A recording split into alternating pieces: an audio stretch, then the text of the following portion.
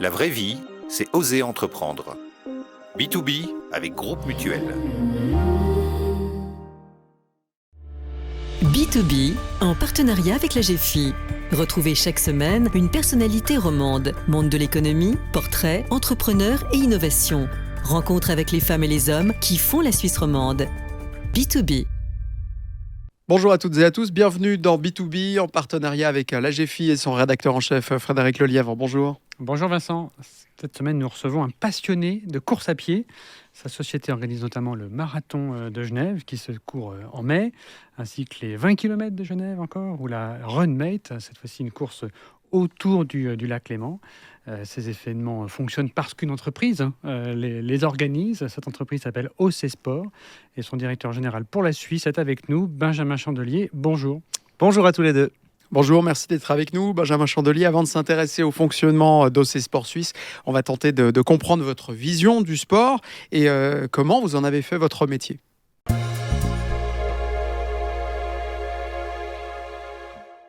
Benjamin Chandelier, en 2008, avec votre associé Rémi Duchemin, vous créez l'entreprise ThirdPod, spécialisée dans la course à pied, le cyclisme, le biathlon.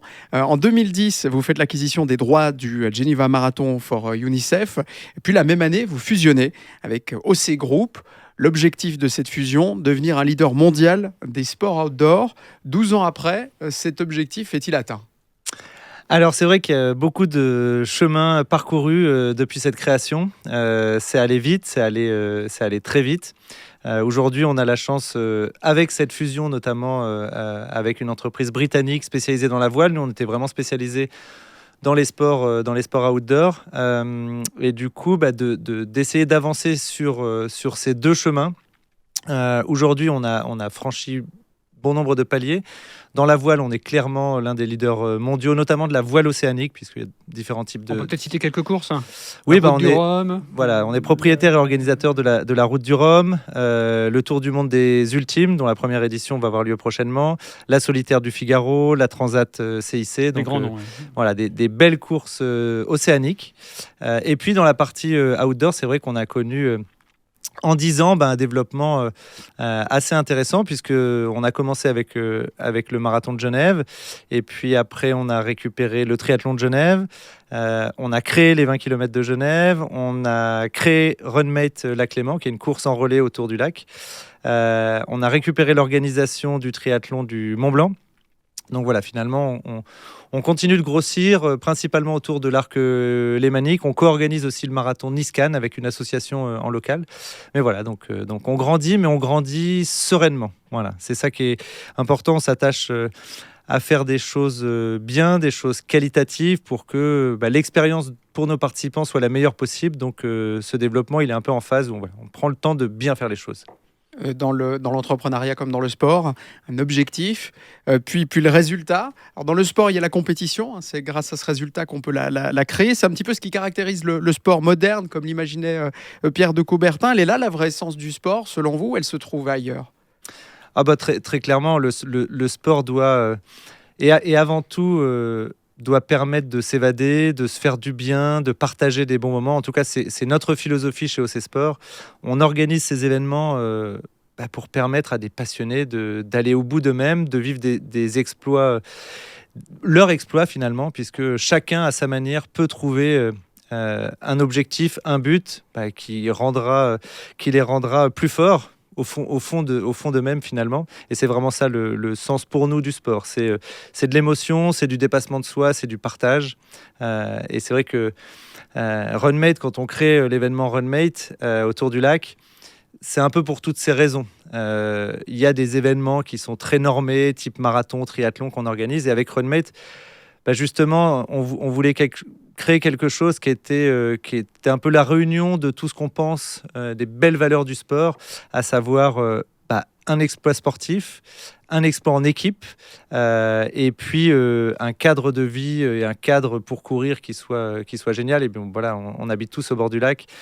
Ce lac, on en est fiers. Et voilà, c'est ce qu'on voulait faire, proposer une course un peu innovante dans un décor de rêve. Il y a une tendance qui se dessine de sortir un petit peu le sport du score brut, du chiffre, ou pas du tout ?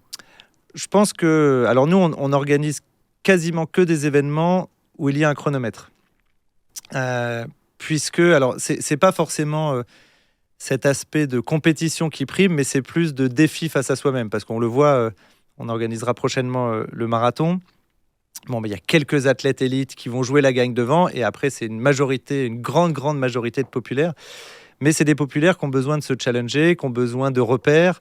C'est pour ça que le chronomètre est important pour permettre de progresser, de se comparer, surtout vis-à-vis de soi-même, et puis aussi de temps en temps vis-à-vis des copains. Donc on n'est pas tant sur une performance professionnelle pure, mais l'ensemble des événements qu'on va organiser. Alors là, je parle de la partie outdoor.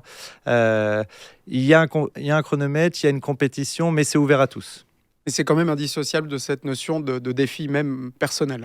Ouais, je pense que c'est important d'avoir ce chronomètre, d'avoir cet petit aspect compétition, justement pour soi-même, et puis pour être libéré finalement de la pression de l'organisation. Parce que c'est sûr qu'on peut aller courir un marathon ou un semi-marathon tout seul, avec sa montre, etc.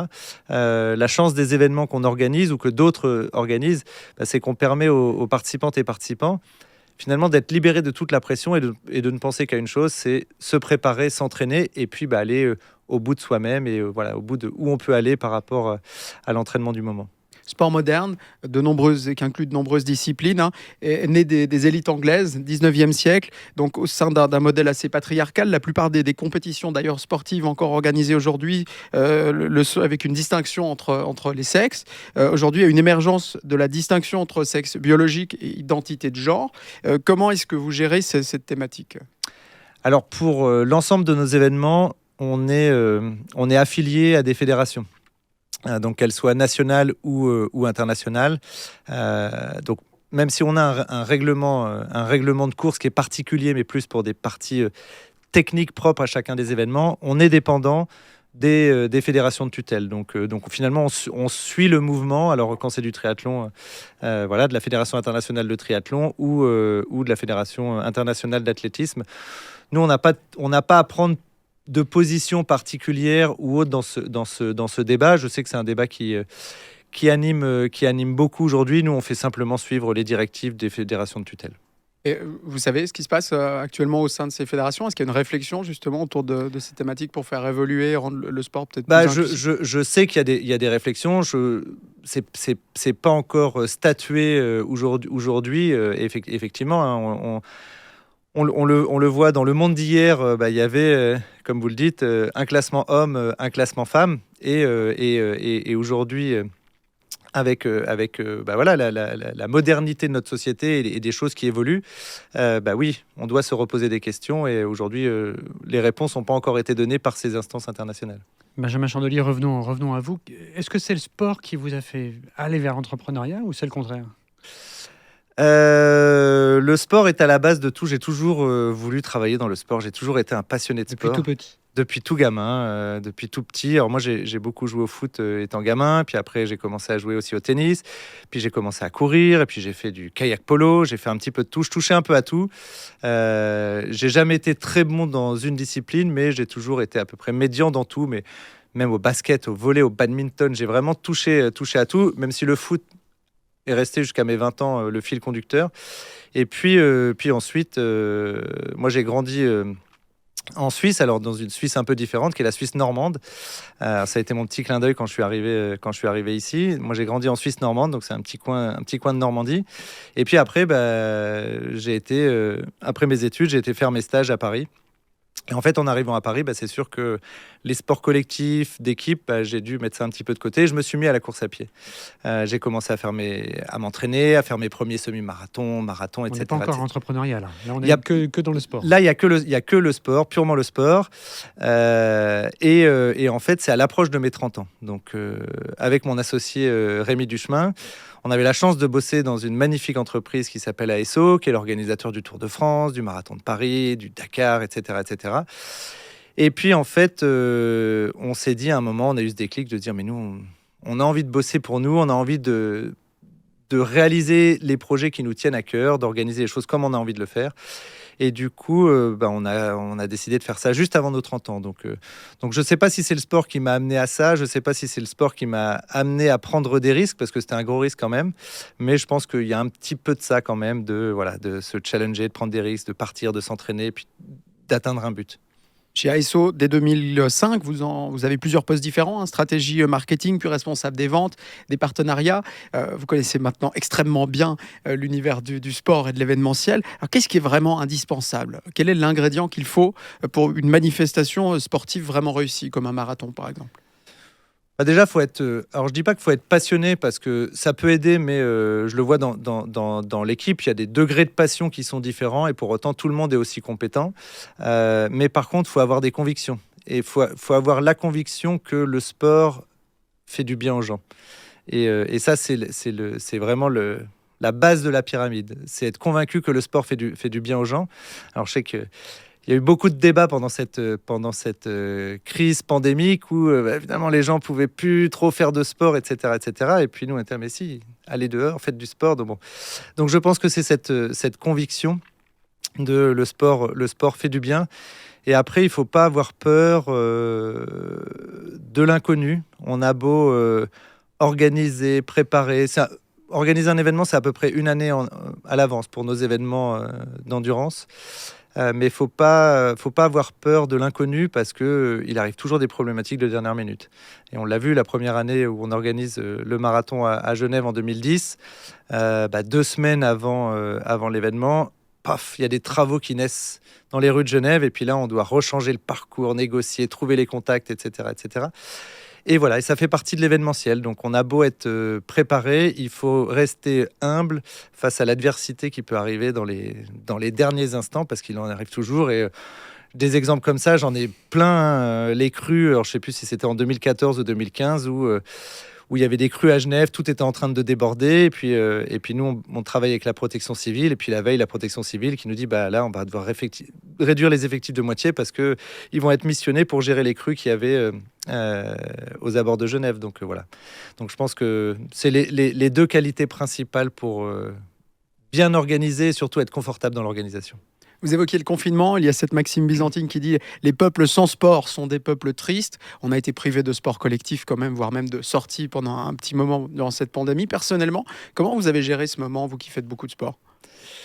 Alors, je vais parler de 2 niveaux. À titre personnel, j'ai pu faire du sport de manière individuelle, même si je m'étais remis à jouer au foot. Donc voilà, j'ai passé les 40 ans maintenant, et du coup j'ai trouvé une petite équipe de plus de 40 qui est hyper sympa. Donc là, ça a été un peu compliqué parce que j'avais commencé à rejouer, et puis d'un coup, pof, on nous arrête, il n'y a plus les entraînements, il n'y a plus les matchs.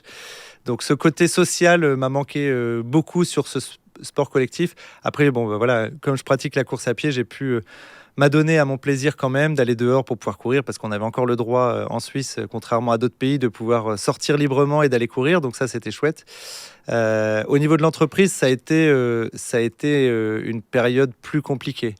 J'ai la chance d'avoir une équipe jeune, une équipe dynamique, une équipe qui adore organiser des événements. Et puis d'un coup, paf, ça a été le frein à main et on n'a rien pu faire. Donc du coup, il a fallu être malin, organiser. On organisait des visios tous les jours quasiment pour garder le contact entre nous, parce que bien sûr, il n'y avait plus de vie au bureau. Il y avait le chômage partiel. Donc voilà, c'était compliqué de garder. Tout le monde était au chômage partiel presque ? Oui, il y a eu des périodes où tout le monde était au chômage partiel, parce que quand on annule le marathon en mi-mars 2020 qui a lieu en mai, et puis après, c'est une traversée du désert où il se passe pas grand-chose. Donc c'est une période qui n'a pas été simple. Et on a été vraiment contents de se retrouver tous au bureau et d'échanger, parce que pour organiser cet événement, c'est beaucoup de liens, beaucoup de communication, que ce soit nous à l'interne de l'équipe, mais aussi avec toutes les parties prenantes, avec l'association Genève Marathon, avec nos partenaires, avec nos prestataires. Donc ouais, nous qui sommes des gens qui organisons des choses pour rassembler, le fait de ne plus pouvoir le faire, c'était pas simple. Avant de passer à la deuxième partie de cette émission, un dernier point, Benjamin Chandelier. L'origine du mot sport se trouve dans le vieux français des sports, qui signifie amusement, divertissement. Aujourd'hui, le sport n'est de loin pas le seul sur ce créneau, le divertissement. Est-ce qu'une entreprise, une plateforme en ligne comme Netflix, par exemple, devient concurrente au sport ?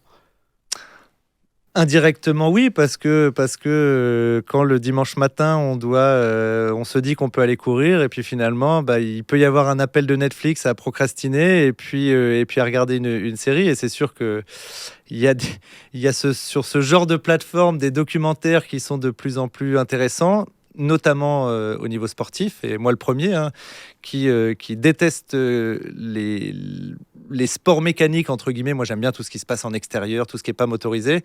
Et je me suis pris à regarder la série sur la Formule 1 sur Netflix. Donc, Ça se ressort dans la fréquentation des événements? non. Pour l'instant, pas. Et du coup, on voit clairement, hein, que il y a une digitalisation, pardon, du sport aujourd'hui, quelle qu'elle soit dans sa pratique, dans sa consommation. Et c'est là où nous, on doit être malin en tant qu'organisateur, c'est arriver à...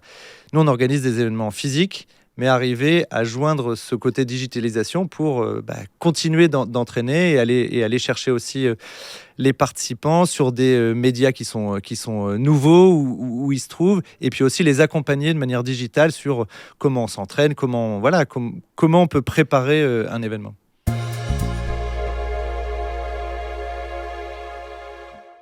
Benjamin Chandelier, dans cette deuxième partie de B2B, nous espérons découvrir la recette économique d'un événement sportif tel que ceux que vous organisez, comme le marathon de Genève. L'édition 2019 du marathon, qui est la dernière à avoir eu lieu, avait un budget de 1,5 million de francs. À combien s'élève de celui de cette année, et est-ce qu'il a été plus difficile à rassembler? On est sur un périmètre assez comparable. Finalement, avec ce genre d'événement, on sait le budget final à la dernière minute, puisqu'on prend des inscriptions jusque la veille. Mais on est dans des enveloppes comparables, je dirais, à 100 000 francs Proche près. de 2 millions, quoi. Voilà. Et donc les inscriptions, ça veut dire qu'elles comptent pour une part importante des recettes? Ah, les inscriptions, ça compte quasiment pour 2 tiers du budget de l'événement. D'accord. Donc le tiers restant... C'est principalement le sponsoring. Le sponsoring, plus on a des offres d'hospitalité un petit peu, où on permet à des entreprises d'avoir des services un petit peu plus au départ, à l'arrivée, comme des massages, comme des petites choses, des petites collations à boire, à manger. Mais oui, on est à peu près, schématiquement, c'est à peu près ça. C'est 2 tiers inscription. 2 tiers, 1 tiers. 1 tiers, principalement sponsoring. Sachant qu'aujourd'hui, sur le marathon de Genève, et on en est assez fiers, c'est qu'on avait dit aux autorités au début qui nous aidaient financièrement. On leur avait dit, le jour où on n'aura plus besoin de vous, on arrête de vous demander. Donc elles nous aident, elles continuent de nous aider, mais d'un point de vue logistique et humain. Mais par contre, il n'y a plus de contribution financière de la part des collectivités sur le marathon. Donc on peut dire qu'il est 100% privé aujourd'hui. Il est financé par les privés, tout à fait, que ce soit des personnes ou des sponsors, oui. Vous évoquez les sponsors, il a été à un moment sponsorisé par Harmony, une plateforme de fitness numérique. Aujourd'hui, c'est un grand assureur, Generali. Qu'est-ce qui fait, comment est-ce qu'on choisit ce partenaire? Alors, en fait, Generali était déjà partenaire de l'événement. Donc, Generali, c'est des gens qu'on connaissait bien. C'est des gens qui ont des attentes et des valeurs qui sont communes aux nôtres. Et on a vu ce qu'ils ont fait, on a vu la manière dont ils ont exploité leur partenariat durant toutes ces années. Ça nous plaisait bien. Et puis, quand il a fallu aller rechercher un nouveau partenaire pour remplacer Harmony, bien entendu, d'abord, on allait toquer à la porte de nos partenaires existants, parce que c'est des partenaires avec qui on a une histoire, qu'on connaît. Et puis, finalement, Generali, rapidement, est parti dans cette aventure. Generali, en plus, ils ont une fondation pour les réfugiés, alors qui prend encore plus de sens, mais on avait décidé de remplacer l'UNICEF, avec qui on a fait 10 ans de partenariat. On était arrivé, on s'entend très bien avec l'UNICEF, mais on s'est dit à un moment, on a fait 10 ans, ça serait bien de soutenir une autre cause. Donc là, ça va être pour les réfugiés via Generali, qui est une de leurs fondations. Et comme je disais, ça prend encore plus de sens avec ce qui se passe en ce moment. Mais voilà. Qu'est-ce qu'un assureur comme Generali? Vous dites qu'il partage vos attentes, vos valeurs, mais concrètement pour lui, qu'est-ce qu'il va retirer d'un tel événement?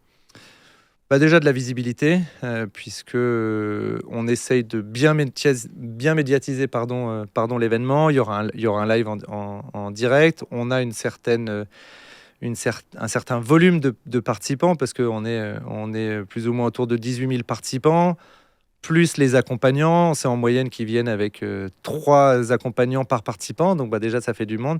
Et en plus, on a la chance sur ce marathon d'être vraiment cœur de ville, avec une arrivée qui est au cœur de Genève. On arrive sur le pont du Mont-Blanc, on bloque le pont du Mont-Blanc pendant une journée. Et puis après, il y a tout le réceptif festif qui se trouve au niveau du Jardin Anglais, donc une zone très passante.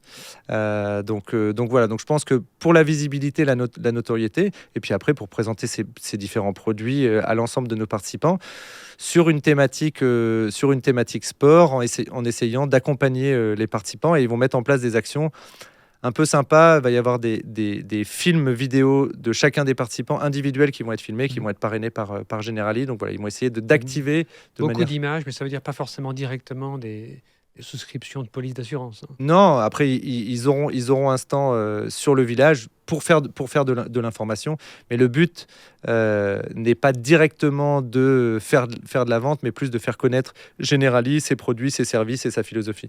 Des revenus qui proviennent, vous l'avez dit, pour 2/3 des inscriptions. Quelle marge ça représente pour OC Sport, l'organisation d'un marathon? Alors sur ce marathon aujourd'hui, c'est un marathon qui est à peu près à l'équilibre. Parce que on a eu une politique très claire depuis le début, c'est que on voulait chaque année faire monter en gamme l'événement. Qu'est-ce que ça veut dire monter en gamme? Ça veut dire apporter une expérience meilleure que l'année d'avant, proposer un dispositif encore plus sympa. Donc c'est des petites choses. C'est une année où on va proposer des cadeaux plus qualitatifs. Donc aujourd'hui, on a la chance de travailler avec l'entreprise Compressport, une entreprise suisse qui fait des magnifiques t-shirts. Et c'est sûr, ce sont des t-shirts techniques plus par rapport à ce qu'on peut trouver sur d'autres marathons. Ça va être faire venir des meneurs d'allure sur toutes les distances, y compris le 10 km. Vraiment, on va transporter les sacs du départ à l'arrivée. Donc, c'est vraiment essayer à chaque fois d'améliorer la qualité de l'organisation et d'améliorer l'expérience pour le coureur. Vous avez brièvement évoqué tout à l'heure comment ça a été compliqué de traverser la pandémie. Est-ce que c'était pour ça qu'en juillet 2020, il y a eu une augmentation de capital qui a été réalisée, et aujourd'hui, financièrement, la société a retrouvé des bases solides? Très clairement, sans notre actionnaire majoritaire, le groupe Telegram, qui est un groupe de presse français familial, sans notre actionnaire majoritaire, ça aurait été très compliqué de passer 2020 parce que tout était complètement à l'arrêt et que on avait déjà engagé énormément de dépenses, puisque, comme je vous le disais, ce genre d'événement, que ce soit un marathon, un triathlon, c'est 1 an de préparation. C'est pendant des mois avant où il y a du marketing, il y a de la com, ça tourne, les dépenses, elles sont déjà... Tout ça perdu finalement. Exactement. Tout ce qu'on a construit, tout ce qu'on a mis en place pour le marathon 2020, tout du jour au lendemain a été mis à la poubelle. Donc non, on a la chance d'avoir un soutien d'un groupe familial qui nous comprend et qui nous a accompagnés dans cette période qui était un peu délicate. Et une nouvelle fois, je m'estime hyper chanceux. On a dû se séparer d'aucun collaborateur. Et pour moi, c'était un peu une hantise de cette crise qui dure. Et à un moment, de devoir en arriver à dire, on a coupé tout ce qu'on pouvait couper. Maintenant, on doit passer au staff. Et ça aurait été extrêmement difficile pour moi. Il y a la problématique des bénévoles aussi. Vous avez manqué de nombreuses petites manifestations, manqué de bénévoles pendant la pandémie. Est-ce que ça veut dire, tout ça cumulé, qu'il y a des marathons, des compétitions sportives qui vont disparaître à travers le monde? Le monde associatif, globalement, a beaucoup souffert. Nous, on avait peur, et finalement, on s'est rendu compte très vite que tout ce qu'on met en place pour nos bénévoles chaque année, finalement, ça a payé, parce que dès qu'on a pu réouvrir les vannes, ils étaient présents, ils étaient contents de nous retrouver. On a fait notre traditionnelle soirée bénévole il y a 2 mois. C'était un super moment. Ils étaient là, on était contents de se retrouver. Combien de personnes ça représente? Voilà, ils étaient 250 à peu près. C'est à peu près les niveaux qu'on a sur une année normale. Là, je parle juste de la soirée, parce que pour un marathon de Genève, c'est 1000 bénévoles en tout. Mais pour le monde associatif, c'est compliqué. Et on le voit, on a, nous, récupéré des événements, parce qu'à un moment, c'était des comités bénévoles qu'arriver à bout. En plus, les contraintes sont de plus en plus difficiles pour organiser. Il y a de plus en plus de contraintes sanitaires, de plus en plus de contraintes sécuritaires. Et c'est sûr que pour un comité bénévole, ça devient compliqué. Donc oui, j'ai une petite crainte pour ces plus petites courses, plus petits événements organisés 100% par des bénévoles pour qui ça devient de plus en plus compliqué. Avant de conclure, le e-sport, c'est quelque chose qui vous intéresse? Vous pourriez développer quelque chose dans ce type d'activité? Alors, ça dépend ce qu'on entend par e-sport. On a... Un stade réuni et qui vient regarder, encourager des équipes qui s'affrontent sur des jeux alors, non. sur écran? De ce type-là, non. Par contre, la pandémie nous a poussé à augmenter la digitalisation de nos événements et on a eu la chance, on a fait une première en Europe, c'est qu'on a créé une application avec un de nos prestataires pour faire du tracking et de l'audio-guidage. Et en fait, nos 20 km de Genève, en 2020, on n'a pas pu les organiser, mais par contre, on s'est dit, l'événement est jeune, on doit faire quelque chose. Et en fait, on a créé une application où les gens pouvaient partir. On avait tracé des parcours et ils partaient de manière individuelle sur un mois avec leur téléphone, des écouteurs et puis de l'audio-guidage qui leur disait tourne à droite, tourne à gauche, des petits mots d'encouragement. Et à la fin, on avait un classement.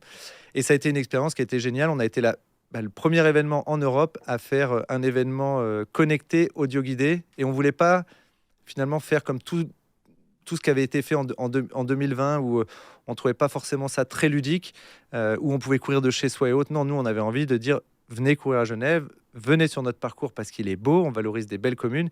Et en plus, dans les oreilles, vous aurez des petits mots sympas qui vous seront dits. Dernier point.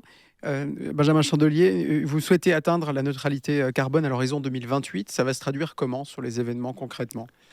C'est un gros chantier. Pendant la pandémie, justement, et voilà, notre actionnaire y est pour beaucoup aussi, on s'est permis le luxe de recruter un responsable développement durable, donc qui navigue en train, bien sûr, entre la Bretagne, où est basée notre équipe voile, et puis nous ici. On avait déjà mis en place beaucoup de choses. On avait déjà été récompensé d'un point de vue sociétal, d'un point de vue environnemental. Mais là, on a une personne vraiment qui nous fait nos bilans carbone. Donc l'idée, alors bon, ça a été un peu, avec la pandémie, c'était un peu compliqué, mais on a fait un bilan carbone sur le triathlon en 2021. Et là, l'idée, c'est sur le 20 kg également. On va faire un bilan carbone sur le marathon cette année. Donc ça va être notre base. Et puis ensuite, c'est d'améliorer tout ce qu'on peut améliorer. On a déjà mis en place des choses très concrètes.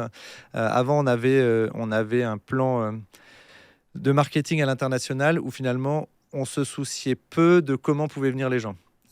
Aujourd'hui, on a décidé de faire un gros focus sur les destinations qui sont possibles en train pour venir directement à Genève et moins en avion. Parce qu'on s'est rendu compte sur un triathlon que 4% des participants représentaient 80% des émissions de CO2. Les élites?